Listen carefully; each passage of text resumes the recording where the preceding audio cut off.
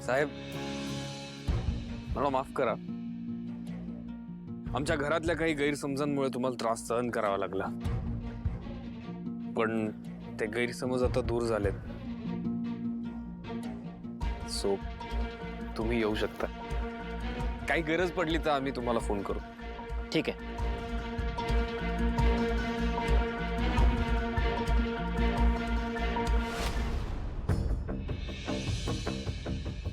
म्हणजे आशू तू आई, आशू योग्य तेच करतोय.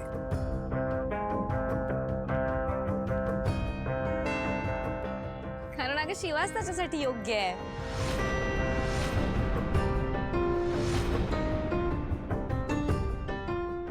सीता, हे काय होतंय सगळं?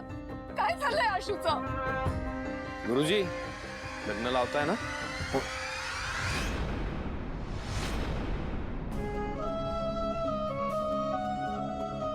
आशू, तुमचं तर लग्न झालंय ना?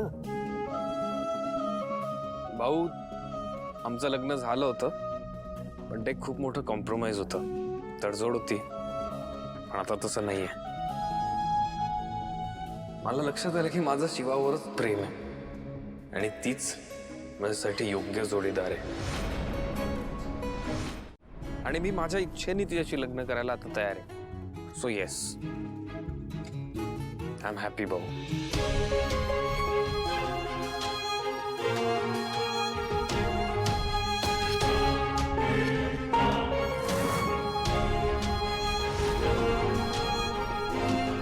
शिवा मला माझ्या आयुष्याची जोडीदार म्हणून मान्य आहे.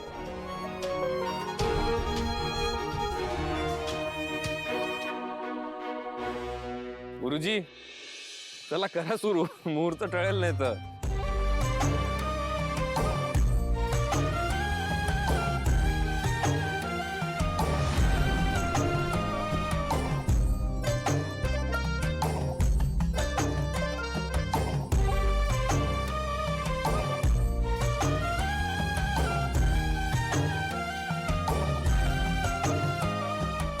आशू,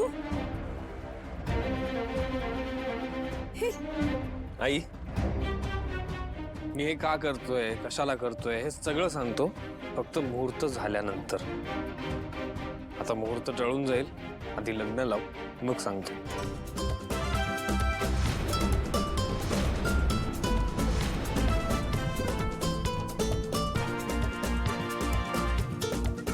आधीच खूप उशीर झालाय. चला गुरुजी, सुरू करूया.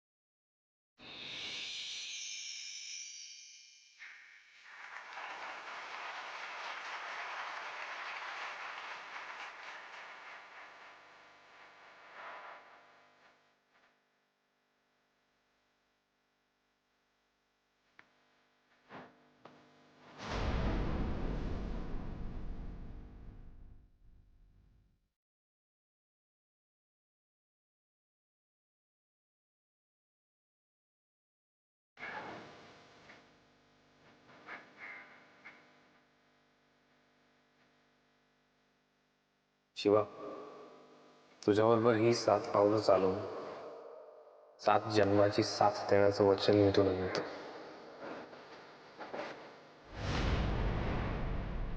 मला माहिती आहे आपल्यात खूप गैरसमज झाले. संकट आलं तर नेहमी मी पुढे उभा असेल आणि तुझ्या डोळ्यात कधीच पाणी येणार. तुझ्या सुखातच माझं सुख आहे. आपण दोघं एकत्र छान राहू, सुखाने संसार करू, हा शब्द आहे माझा. शिवा, तूच माझी बायको आहेस आणि आयुष्यभर राहशील. आपण दोघं एकत्र छान राहू, सुखाने संसार करू, हा शब्द आहे माझा.